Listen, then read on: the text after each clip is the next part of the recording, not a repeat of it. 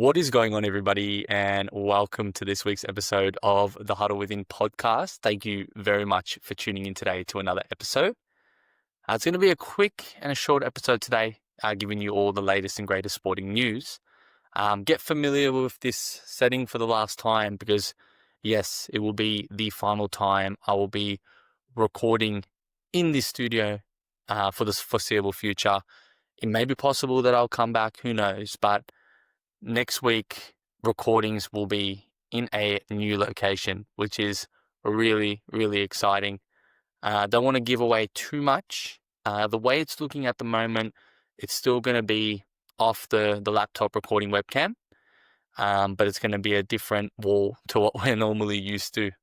Still in the process of sort of setting that up.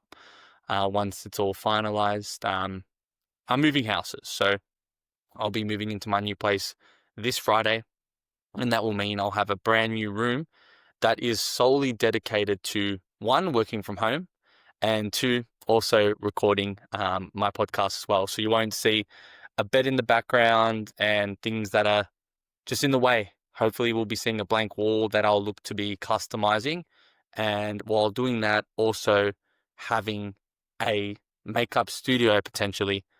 And that's something I'm trying to work with in the background and the process, and trying to get all the right things in there for potential guests that are around Melbourne to join on the call and or podcast, not call, to discuss all things sport and deeper meanings and just random conversations about different topics that I've been doing, and I hope you guys have been enjoying as well. So that's a bit of a nice little studio update. We started here, and I'm glad we're going to be growing out of it as well, because, yeah, we're hoping that when the podcast does take off and continues to take off, I will remember starting in this very room and recording podcasts from the start. But again, we're in the present now, so we'll continue to talk about the sporting news that happened this week and continuing to record in the room for the last time, maybe. So we'll start off with the Melbourne Cup. Today is the Melbourne Cup. We had half yours winning the 2025 Melbourne Cup, a clear favourite coming into the race until literally the day before. Mark Zahra, the jockey, had a really good run this morning before the race and has had a reputable time winning the 2023 and 2022 Melbourne Cups. But some fun facts: half yours did win the Melbourne Cup, was the favourite, and is the only Australian-bred horse race in the race that won it. So that's a massive achievement in itself. And the second female jockey to ever win the Melbourne Cup also won, who coincidentally had her partner racing at the same time. But half yours was a great, nice little horse that got the deserved victory here. The number 11 had a really good start, and it looked as though that was going to pump off and take the race out, but it certainly died off, and half yours just had a really nice clean run on the inside, weaved through a few horses and just took out everyone else and broke the competition, in my opinion. And yeah, it's a race that truly does stop the nation. No luck on the bets. I actually jumped on the second horse and lost. Cheeky $5 on it as I get my phone. I'm trying to remember the name, but the reason why I jumped on it was because of the name itself. There, so it was a bit of a shame. So Goody Two Shoes, yeah, coming in second, had a cheeky $5 on him, paying in that $27. Was unlucky to hit that one, but nevertheless, half yours, I think, was the best in my opinion, even before the race. But I got a little bit greedy. I didn't like the odds at $7.50, and I wanted to get more cheekier and try to get a roughie, because normally when a heavy favourite comes through, it usually fails on the Melbourne Cup. So yeah, but that pretty much wraps up the race until next year when we decide to jump on and check who the favourites are at the moment. But yeah, a bit of Melbourne Cup updates for you. We also have some interesting basketball news for the upcoming draft in 2026. Both Darren Peterson and AJ DeBanstar making their debuts in college, and both getting over 20 points. And if you've heard anything about the 2026 NBA draft, we're looking at 4 superstars who are going to be generational. And if you thought this year's draft was good, they're saying that the 2026 draft will be 10 times better with some top level talent, especially coming through the top four. I mentioned those two. I've also got Cameron Boozer in there as well, who is the son of Carlos Boozer in the draft too. So some talent coming in. College has started. There's no March Madness, but college games are starting to kick off. And we've had the debuts of Darren Peterson and AJ DeBanstar. And let me tell you, if they were performing like that at the start, dropping 20 or plus points, it's going to be very, I guess, deadly. And you've got to look out for the competition there for these guys to sort of run. And there is no clear number one pick. So it's all got to do with college. So we had Darren Peterson's stat line of 21 points, 4 rebounds, 3 assists, 2 steals, 1 block, shooting 63.6% from the field, which is quite solid there. All round sort of stat filling performance, which is great. And then we also had AJ DeBanstar with 21, 6, and 3, which was a quite solid stat line. He only shot 50% from the field, but 1 for 1 from 3, which is quite solid, and no turnovers too. So yeah, they're doing well, those two. Looking forward to see how the other players in that class go as well. But we're looking at a really stacked 2026 NBA draft, which is awesome. And the way the Wizards are going right now, we could be landing on one of those 4 picks if the lottery odds are kind to us, because yeah, we're struggling once again, but again, I think we are missing a generational star in the team. So to get someone like potentially AJ DeBanstar, Darren Peterson, Cameron Boozer, I think will do lots of things for us and will help us there. But it's going to be a race to get them because you do have Utah around there. You also have the Brooklyn Nets around there, and even the New Orleans Pelicans, whose pick will be coming to the Atlanta Hawks. So Atlanta Hawks will be licking their lips seeing the Pelicans 0 and 6. And yeah, it'll be interesting there. While we're on the Pelicans, I will have to say that they're also in massive trouble. New Orleans as well, doing shit as an overall sort of sporting city. And it's just not looking good, especially for them and the Saints. So that's something to keep tabs on. In other news, we have Philly 5-1, Chicago Bulls 5-1, making me look really stupid. Not even a Jordan team started 5-1, 5-0, which is crazy. And I notoriously said that they were going to go under on wins, and they're on track to smash their wins as well. So I'm there looking really stupid. Philly is also killing it at 5-1, and if Paul George and Joel Embiid come back and they're healthy, they can be a really big problem in the Eastern Conference and potentially even take it all out. So that's another crazy one there. They were sitting at that 42.5 line, and I think they're going to smash that too. OKC's flying 7-0 at the moment. Spurs are flying 5-1, and the Lakers are doing really well. I'm kind of glad that they are, because I was banking on them to hit the overs, and they're on track as well, especially without the likes of LeBron and Luka being in and out of the lineup. And today they had no LeBron, no Austin Reeves, who, man, that guy's having a killer season so far. Let me tell you, it took a Nick Smith Jr. 25, 6 and no turnover performance to win this game, which is quite crazy. And you also had a DeAndre Ayton revenge game, 29 and 10 and Rui 28 points. The Portland Trailblazers, Nathan won't be too happy with that, as they're trying to compete and try to improve from last season. The Lakers made quick work of them. But overall, it looks like some early unbelievable performances from Lauri Markkanen, averaging 32 points this season already. You've got Tyrese Maxey playing at an MVP level, which is driving Philadelphia to be 5-1.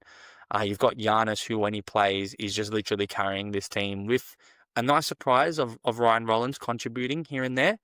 But yeah, it's been crazy. The NBA is truly back. We've had some crazy scores last week. It's slowed down a bit, but some players are starting to sort of pick it up. We've got your Cade Cunningham starting to pick it up as well. And yeah, we're looking at a very interesting season, especially when it comes to the Eastern Conference in terms of just how open it is at the moment, and then the West being the West and how competitive it is. We're looking at a really, really cool season as well. The Wizards are not looking to be part of that, unfortunately. I've got the Texas Longhorns top today. That is my default college team, as I have watched the basketball game from there. And my boy Trey Johnson is from there, rooting for him to perform. He's been doing good, over 10 points per game as we check in on the rookies. And Jeremiah Fears is getting a start. And he was one player that I really wanted at the Wizards, but it was between him and Trey Johnson where we were sitting at. And as much as I'm happy with Trey Johnson, I really do like Fears. So I'm really happy that he's performing really well and he's got the starting nod as it presently stands, taking it away from Jordan Poole. And yeah, I think Trey Johnson's performing well. We're having a decent season from Cooper Flag. It seems as though that he's struggling to play the point at the moment, and hopefully he can come into his own. But some nice surprises in Ryan Kalkbrenner from the Charlotte Hornets, which is really good to see as a rookie there. Cedric Coward is performing at an elite level. But unfortunately, Dylan Harper is set to miss 4 to 6 weeks with an injury, which is going to be a blow to the Spurs. Thankfully, they do have a lot of guard depth in Stephon Castle, and they've also got Fox to come back as well. But I think the biggest news that is coming out of the NBA at the moment is Ja Morant. Now, Ja Morant recently got suspended by the coaches and by Memphis because of his attitude towards the coaches.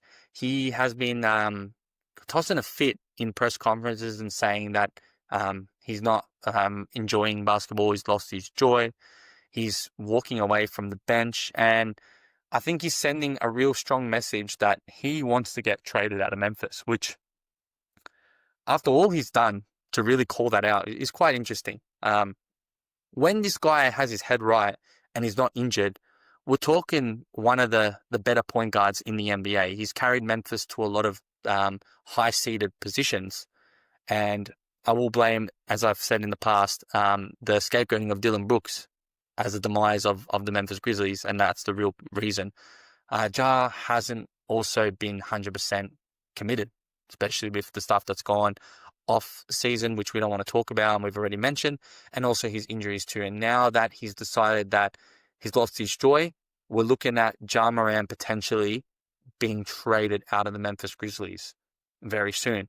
I'm not sure if this will be able to last until the All-Star break and the trade deadline then. But if it does, we're looking at a very disgruntled Ja Morant, and we could see things hit the fan worse than it already has now. So we mentioned that Ja could be traded, and it seemed like a surprise, but at the moment it seems like he's probably the first superstar to potentially seek a move. And the team that is linked to him the most is the Minnesota Timberwolves. And that one is quite crazy, because could you imagine Anthony Edwards and Ja Morant on the same team? The Timberwolves are in desperate need of a point guard. However, will they be willing to give up a player in Julius Randle to get him? That's the major question. And it seems as though with all the controversies and the issues surrounding Ja Morant, there's not going to be a massive demand for him. And I don't think there's going to be a lot of draft picks and sort of assets that are going to be thrown away to get him. So the Minnesota Timberwolves have the pieces. They have the contracts in Mike Conley. They could potentially ship out Rudy Gobert if they don't want to get rid of Julius Randle. Maybe Terrence Shannon Jr., maybe Rob Dillingham in there and a pick or two. And I think that will sway enough to get Ja Morant to the Minnesota Timberwolves. It might not be conventional to see Ant and Ja. Who's going to dominate the ball is going to be the biggest question. But wouldn't it be funny to see two of the most, I guess, funniest superstars and the ones that just have no filter be together and ball out in Minnesota? They could be the best of friends. They could be an elite duo. And I don't think Minnesota fans would be disappointed in seeing that. And I think that would be the most realistic destination for him at the moment, given that the Wolves don't have a point guard. And I also think it would be the most exciting for the league. Imagine, I just would love to see Ant and Ja ball out together in Minnesota, and hopefully keeping Randall and DiVincenzo in there as well, because I think those two are great players for them and can lead them to wins. And I don't think Jaden McDaniels goes anywhere to lose this trade either. So, yeah, we're going to have to see how it plays out. Hopefully by next week, we see some more news and get some more updates, but we'll definitely be keeping an eye out on the Ja Morant situation, because as it presently stands, it looks like he is the most disgruntled superstar at the moment. And yeah, as I said at the start, I don't know if this one will last until the trade deadline come All-Star break. I think this has to be dealt with as soon as possible if I am the Memphis Grizzlies, because it's only been 2 weeks and he's already been really unhinged. He's been suspended. He's been just mentioning that he's lost his joy in the comments. So keep tabs for Ja Morant.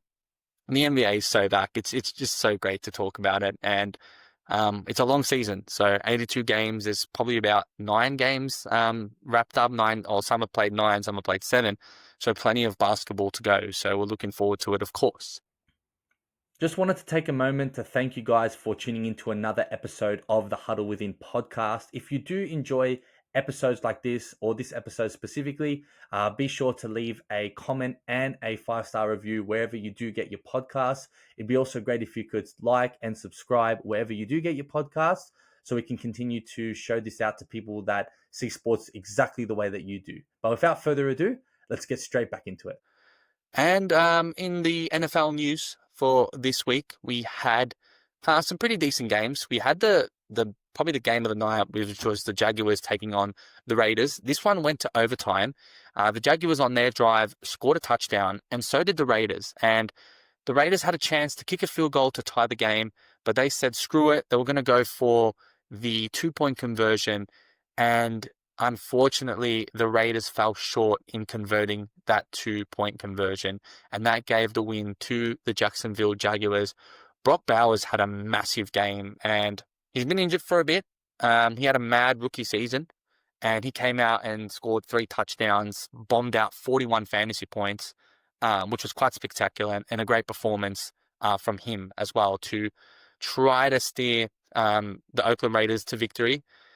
And yeah, they're struggling. I think Geno Smith is struggling as well there. And yeah, not really much is going on for them at the moment. But a team that's really struggling is the Miami Dolphins. They're 2-7 at the moment.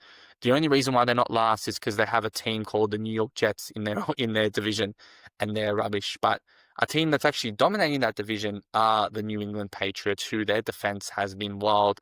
And I made the biggest mistake as a fantasy manager, dropping the Patriots defensive and special teams on the first week.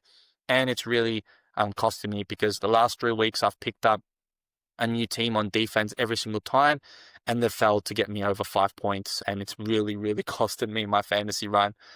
They get a victory against the Falcons, 23-24.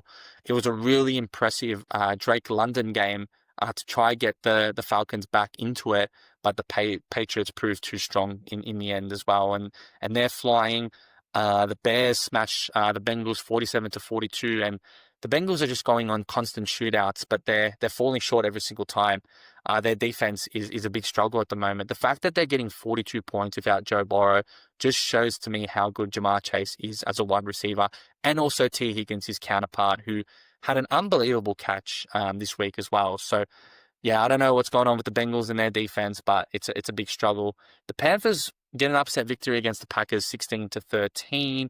We also had the 49ers taking on a Jacksonville New York Giants team with no weapons, we spoke about their luck. But I think the nice surprise of the week was the Colts showing that they're human and actually losing a game to the Steelers, who had a really good performance as well. So as it stands, we have the Denver Broncos, the Indianapolis Colts, and the New England Patriots 7-2, all leading the league at the moment, which you wouldn't expect. I think you'd expect Denver to be up there the way that they were primed, but honestly, not the England Patriots, and most certainly not the Indianapolis Colts, which is exciting too. But not long behind them are the Buccaneers, Seahawks, Rams, and the Bills, and the Eagles, who are all 6-2.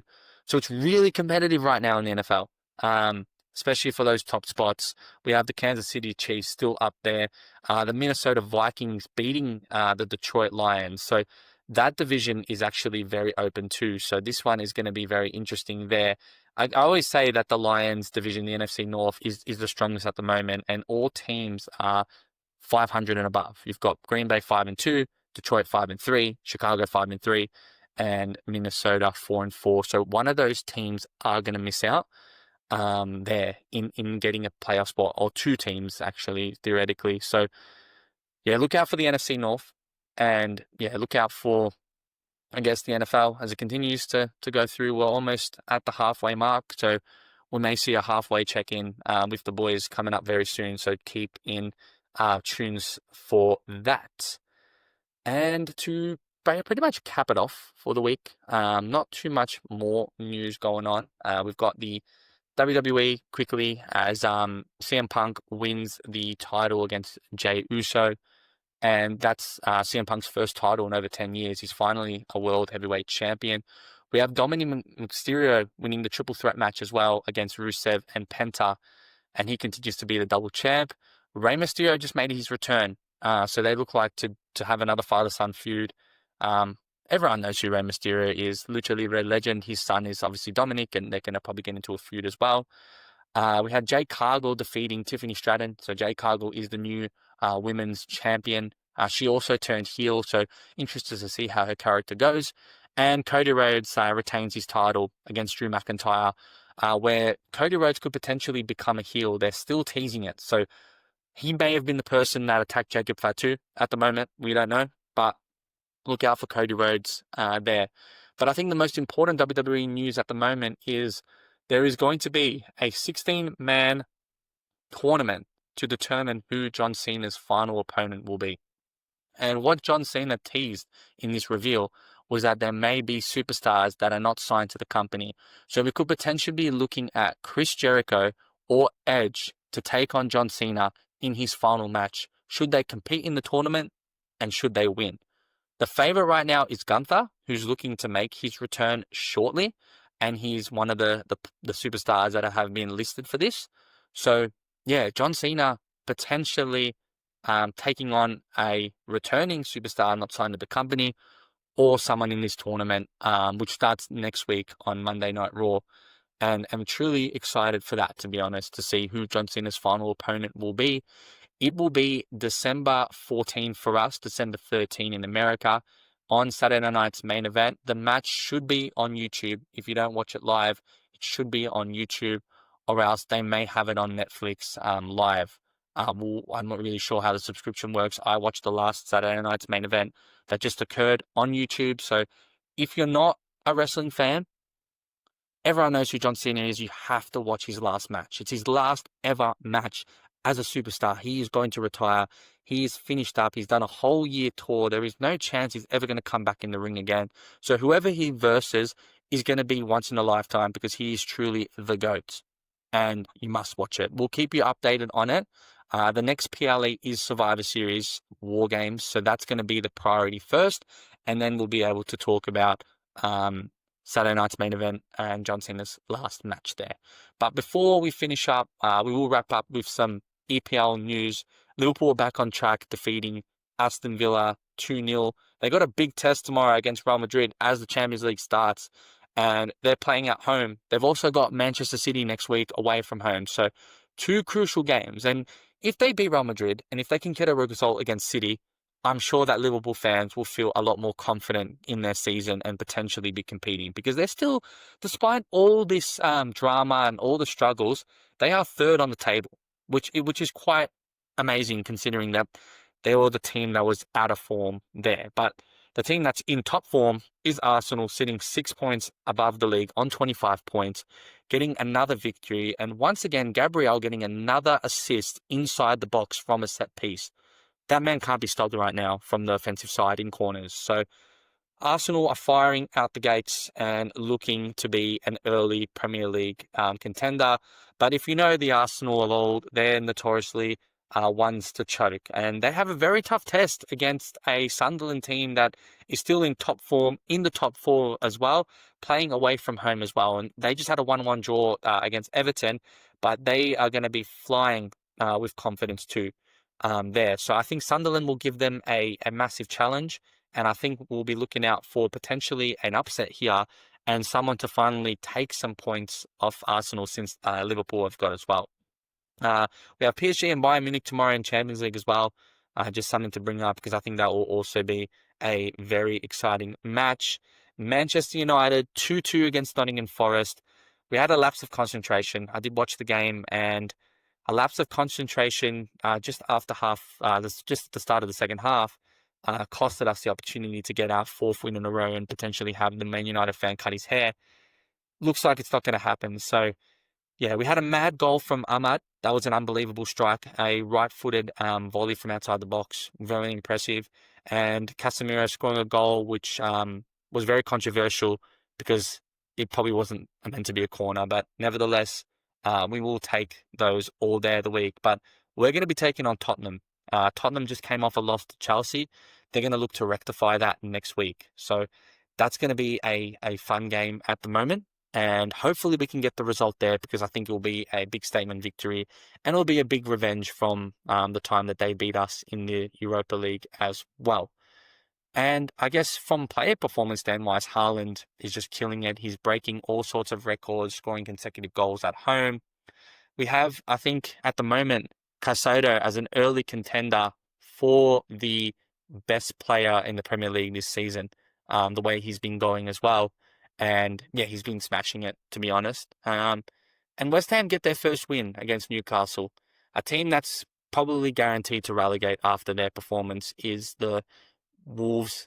They struggled, and a 10-man team not looking good enough at the moment. They just sacked their coach, so who knows what's happening with them at the moment, but they are a complete mess. But the Premier League is still, again, like all these sports, ramping up. Still early stages there, so nearly at the 1/3 of the season mark there. I think, yeah, they've hit 10 games, so they've actually had hit 10 games. So we are hitting the 1/3 of the season mark, or 1/4 of the season mark there, as we have maybe, what is it, 28 games to go. So lots of football. Like, the season will finish in May, so it's still early. For Manchester City fans, they'll confidently say the season doesn't start until Christmas, and they're still roaming around in second place too. Yeah, and that's pretty much all the sporting news for this week. Thank you very much once again for tuning in. And if you did like the episode, feel free to subscribe wherever you do get your podcasts, as we put out sporting news every single week, followed by filler episodes to cover up the latest sporting news with different teams and different seasons. Having guests as well is something that we're looking to try bring more often too. And yeah, we're just continuing to strut away here at the Huddle Within, and take a look at it once again. Last time in this location for the foreseeable future. I'll be moving to a new studio in my new place, which is also really exciting too. So everything's happening here at the Huddle Within. So yeah, really appreciate your support, guys. Thank you for listening in, and I'll catch you guys next week. Cheers. So that's a wrap for this week's episode of the Huddle Within podcast. I appreciate you for tuning in and being part of this community where we go beyond the game and into what really matters. If this episode resonated with you, make sure to subscribe, leave a review, and share it with someone who sees sports just the way that we do. And hey, I'd love to hear from you. Connect with me on my social medias, which will be linked below. Send in your thoughts and even be part of a future episode. Until next time, keep that passion alive, stay in the huddle, and remember, it's always deeper than the game. Cheers.